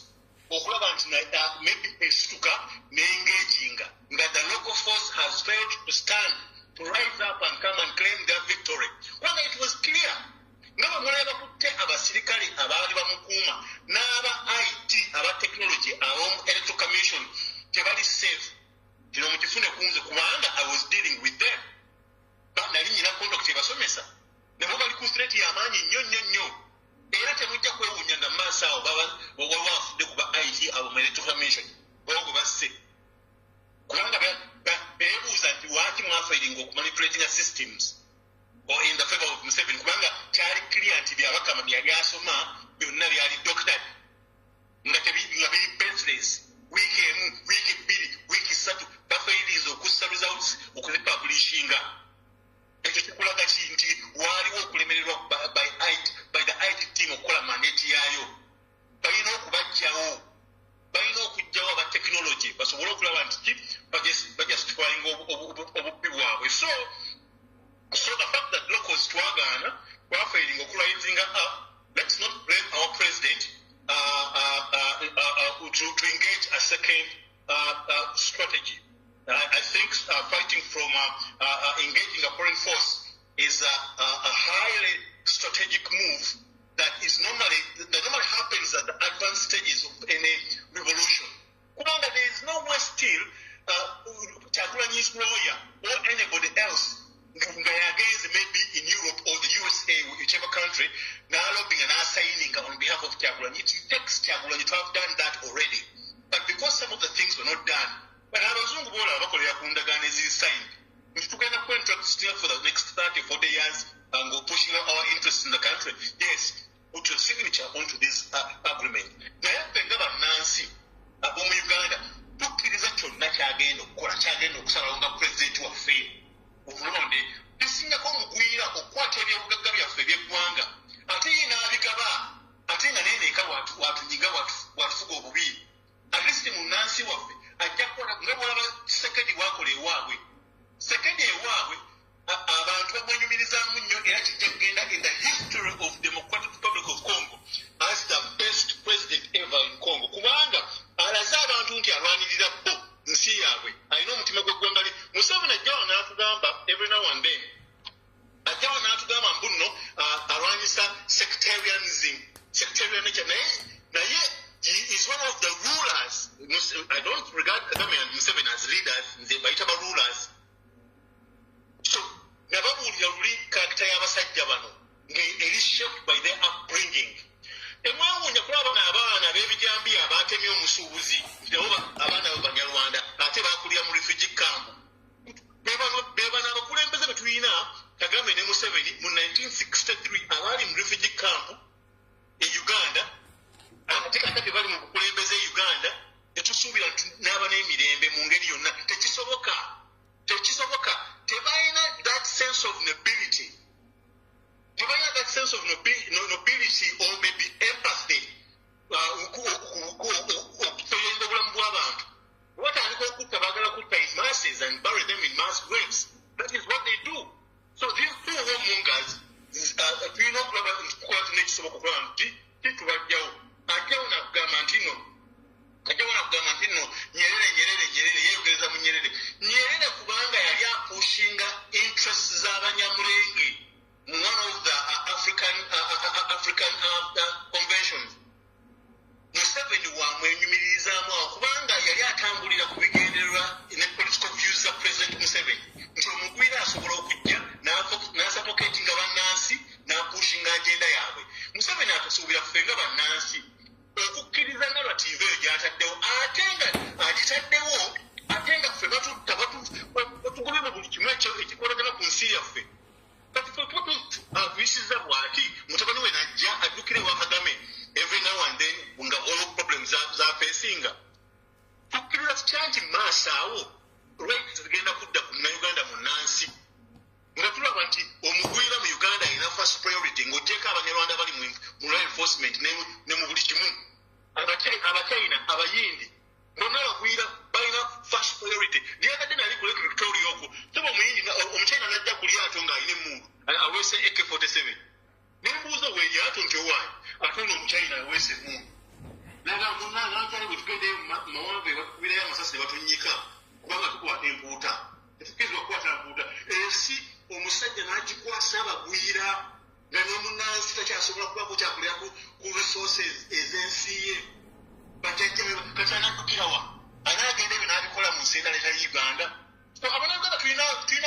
sometimes okutula mu community zaffe twogera otulaba president afulumyemu twali twagala afiire mu Uganda niwatunuulira eno embodooli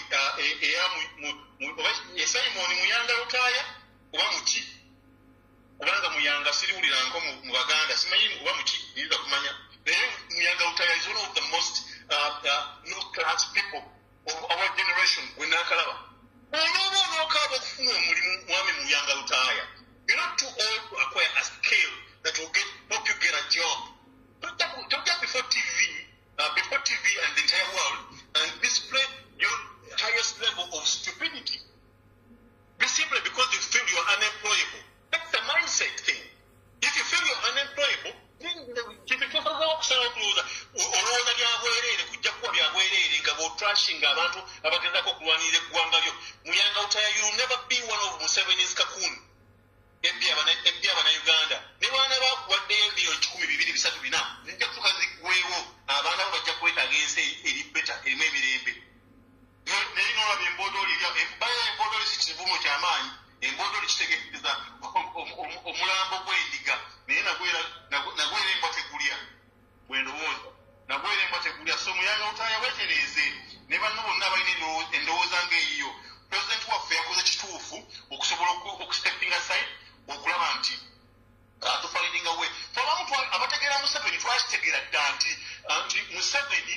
based on his political background and upbringing he will not look at any peaceful option ajja kwesiba ekikookolo ababuzeebuza supporting democracy naye ng'atatta busi bantu era kulembeze waffe tuli basanyufu nnyo nti wamuvinze tuwakoze kituufu nnyo okulaba nti ova Uganda okulaba nti obulamu bwo buli safe kubanga Museveni by the way abatakimanyi kino Museveni kino okimanya onaagako ne mwami kiba ejjinja Museveni oyo gwolaba in his youth days kiba ejjinja akijja ku President Obote kubanga yangamba yatambulanga nnyo n'Obote era yali speech writer wa President Obote. Museveni was an assassin, one of the youth assassin under Nyerere. Kukolaba Nyerere yamukwatako Nyerere amwenyumirizamu alina ddala deals ze yakola ng'ali under Nyerere. Nga bw'olaba n'abaana bakozesa wano okugenda okutulugunya abantu okukwata abasajja b'abaana natta abaana n'abuzawo abaana. Museveni egyo emirimu yagikolanga e Tanzania. Egyo emirimu yagikolanga e Tanzania. Yamala okuva mu refugee camp wano ng'asomyeko n'agenda e Tanzania eyo n'atandika establish relationships kuyava okulaba nti ajja building a force n'afuna support yabo Abatanzania ne basobola okumulwanirako. So Museveni byomulaba speaking well of Nyerere, Nyerere, it is because Nyerere yali pushing agenda y'Abanyamulenge. It is because Museveni yali akoleddeko Nyerere ng'omuvubuka nga pushing agenda ye ey'okutulugunya abantu mu Tanzania okubatta silence. So naye nga otherwise that's the only thing they share in common with Nyerere. Naye bisigadde Museveni pushing sectarianism. Era ne Kagame kya pushing. Bw'oba teweetegereza nnyo Kagame ng'egyayisaamu Abahutu mu Rwanda. First of all, Abahutu e Rwanda abadinayinze a chance to be able to negotiate, to sit down and negotiate with him. Abasuffocatinze, abasse, abaimprisoninze, n'abayingidde amagye atuuse n'atuuka under RPF, a small faction within RPF, ekuba Abahutu ne bakubira mu bifo bye babadeployinzeemu ne battira eyo to reduce the numbers. Bino by'ebintu bye bimu Museveni strategy gyakoze mu magye ga Uganda. Mwena mwana mukimanyi nti Major Patrick Opio awanye oyo Muganda w'ono NRM Secretary General Richard Tadong. Naye Richard Tadong akakimanya nti Muganda we bamuttira ku mpale bamutta busi. Yali plan yakutta Muganda we naye n'asigala ng'apushinga Museveni interests.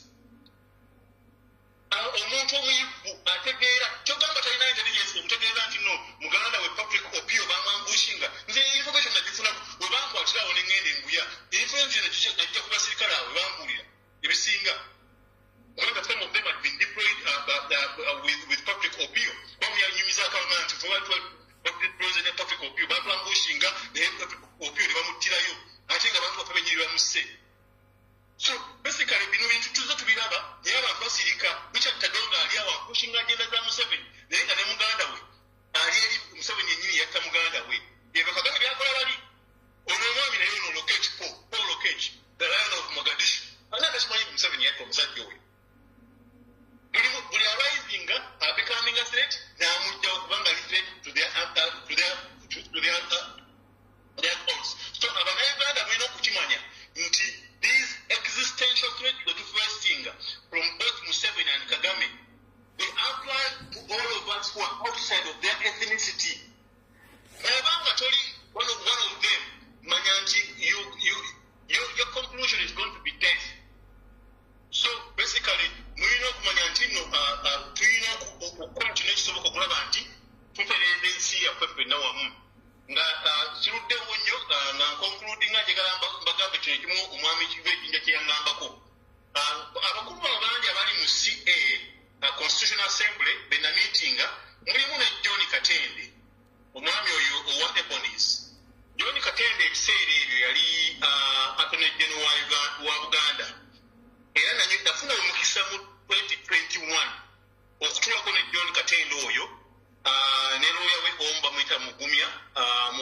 abamumanyi law firm endoza mujja kwa testing and binjogako bituufu baali banyambako ku bintu ebimu ebya family. Era nengo ne John Katende oyo mu motoka ye Pajero eri alina Pajero ne tutamba tugende e Busega ne tuula nanyumiza ebintu bingi nnyo ne mubuuza ebintu bingi nnyo. I took advantage of that moment ne mubuuza ebintu bingi nnyo naye nja kujjambawo perspective ye ku kintu kino kubanga awo Museveni wajja obukyayi okutandika okuteekako this existential threat because tetusharinga ideology naye ideology yaffe tiyakukkiriza Banyarwanda into our constitution. Ideology ye yakubateeka mu constitution nakuba empowaringa kubanga ffe tuli basiravuzi b'Abanyarwanda abo baleese mu Uganda. So tibajinja kubimu yangaba openera nama nti nkubulire wendi wano nkaddiye sitasobola kulwana nga onasize oniwe abavubuka abasobola okulwana bina musomesa abaana bammwe n'abaana b'abaana bammwe nebasobola okulaba nti ensi yaffe bagitereeza. Kale ffe nali nyakuba decision either okufiira kubuwanganguse oba okulaba nti nkolagana n'omusajja naye ffenna abaziza okukolagana n'omusajja babikinzeeyo abaali mu previous governments wabaala abantu tulina sanity okutuba growth azze abampolampola ng'oyinza okwebuuza Kibaki njange bwe yafiira covid we yafiira emulago covid mukimanyi nti nno bamudinayenga ne services eziri special ku capacity egi yaliko yakoledde Museveni emulago n'atuuka n'okufa nga services bazimudinayize tali priority list kale Museveni abakolera Museveni mukimanye nti mujja kuendinga up nga mugeze mu ngeri eryawo naye twegatte wamu twejjemu these small tribal differences Kibaki yangamba nti Abannayuganda first of all balina okumanya nti ekizibu kyabalina kiri beyond their tribal differences and they should do away with that ye yakiraba during the constitutional assembly yakyoba olaba nti kyavaayo nnyo Museveni n'anyiga nnyo n'asobola okulaba balaba neekwatako okusobola okulaba nti nfufugadde abalala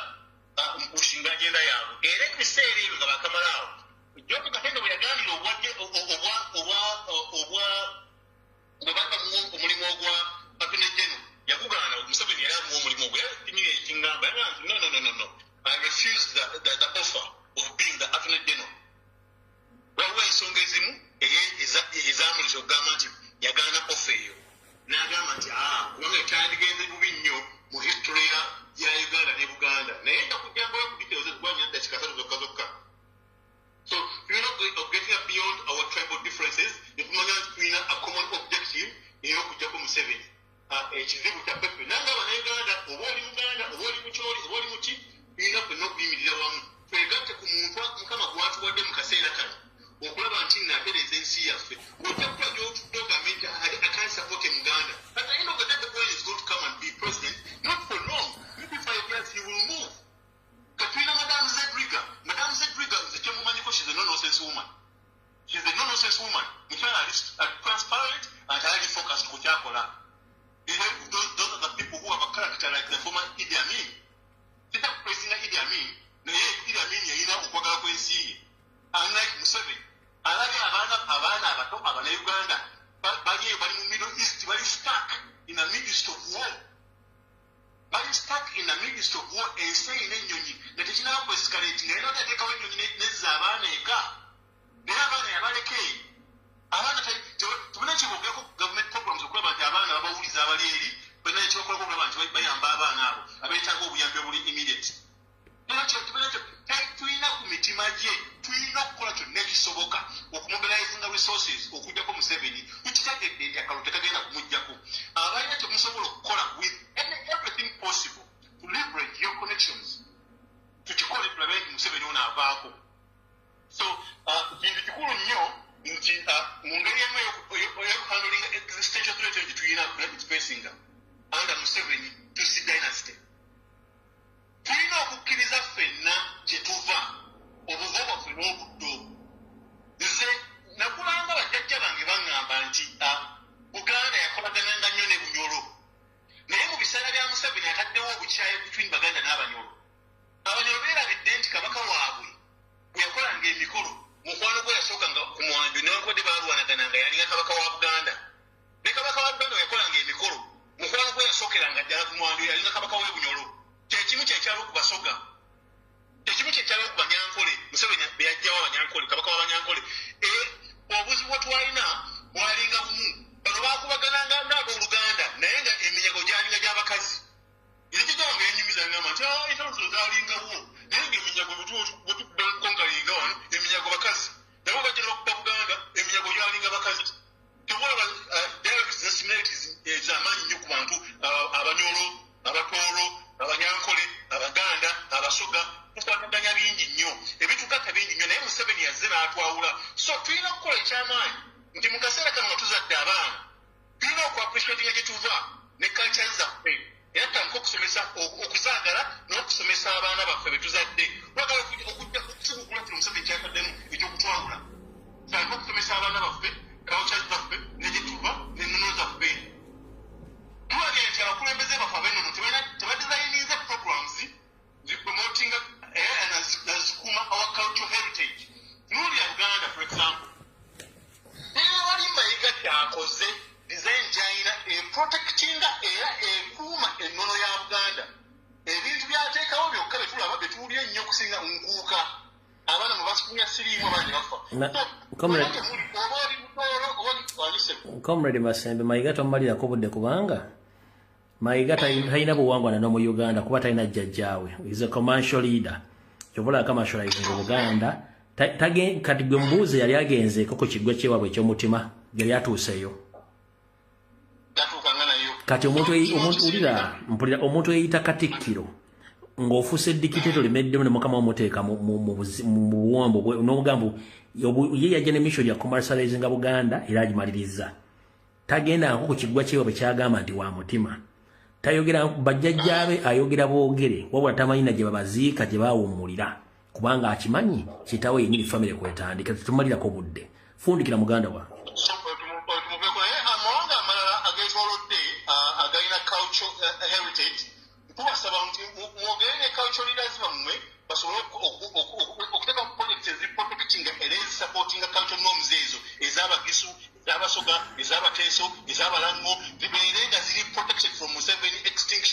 When Museveni's goal, tell you Buganda your car. Museveni's goal is extincting the tribes of Venezuela, cutting across the entire Uganda. So, we know what you mentioned, or what you mentioned, into Yaula. Tina Kani can get from Miranda, the one you from Miranda. I kept some of our putting to be some Savannah of faith. Do you know to be some Savannah, and Tawana to us missing? Who are in the economic situation in Binu, to some Savannah. Abana abasomye tebanga abaana batasomye katutula ngano kwebadde eliminating aba leaders mubaddemu abaana abalungi abavaayo ng'omulaba alina omutima gw'ensiye tajja kugulibwa ssente naye nga talina buyigirize akasenyengendo ne kamusuula ebbali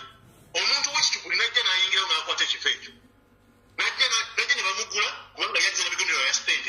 ssente so tusomese abaana baffe naye bategeere background zaabwe ne gye bava bazaagale ate bannange kino kikulu nnyo newankubadde tulina financial challenges nga tetunakwagala kugamba genda kulaba Dubai genda kulaba Europe genda kulaba wawawa yonna tusooke tulangula ensi yaffe Uganda tujja kugyagala nnyo n'okuappreciate cultures endala kwata abaana at least once every 24 months saving ka budget ka miliyoni 2 tambulako n'abaana bo oba mukutte taxi oba muhayanze emmotoka gendako katugambe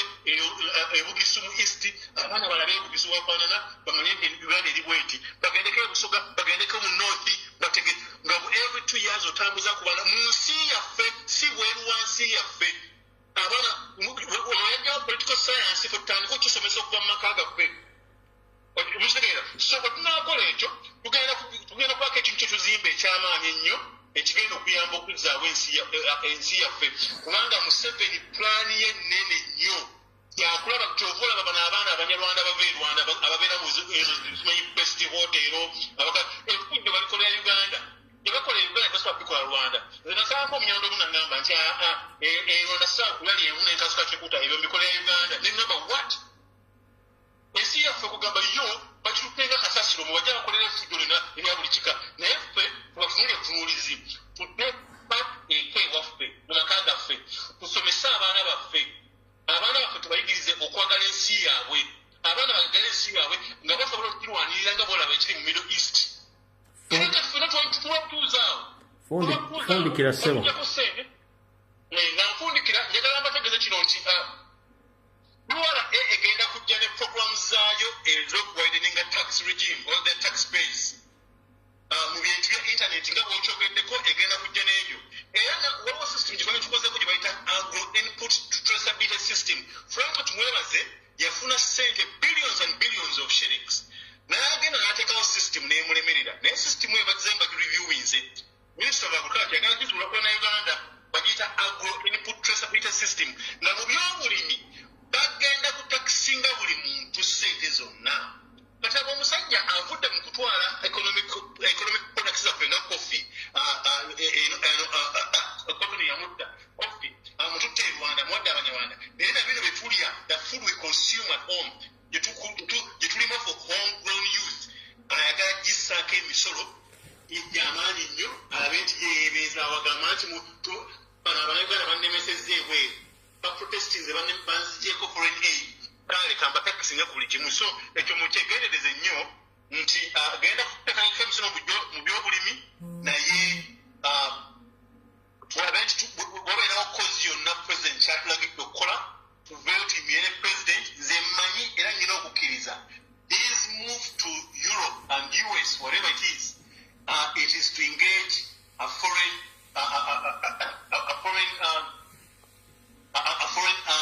arm okuyamba nti osobola okutuyambako okujjako Museveni mwebale nnyo kumpuliriza era mukululumbi webale nnyo akaseera kompadde okwogerako nammwe wena lwakuba nti ebadde impromptu call naye lwenafuna chance eyetime ewera nja kujja mbanyumize ku mboozi zange ze nayinako n'abantu abakoledde Museveni a few things and their views on who Museveni is mulyoke mumanye nti Museveni ali evil olaba nti anita among of pushing agenda za Museveni togenda kumalako myaka 5 gino gijja ne Museveni ng'ebyako kukadaaga bigenda kutuukako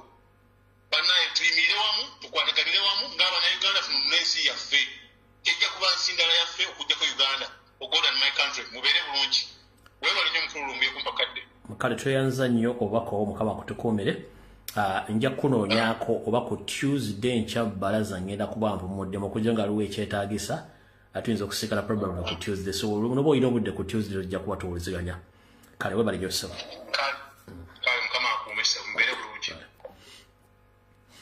alright bannange obubaka bwebwo information yaleo ngenda gireka etambula olunaku olwaliro n'olwenkya probably nyinza okujja ku Tuesday no information y'amaanyi nnyo gye ntadde olwaliro probably mu video bbiri gyenkoze emisana ne gyenkoze olwaliro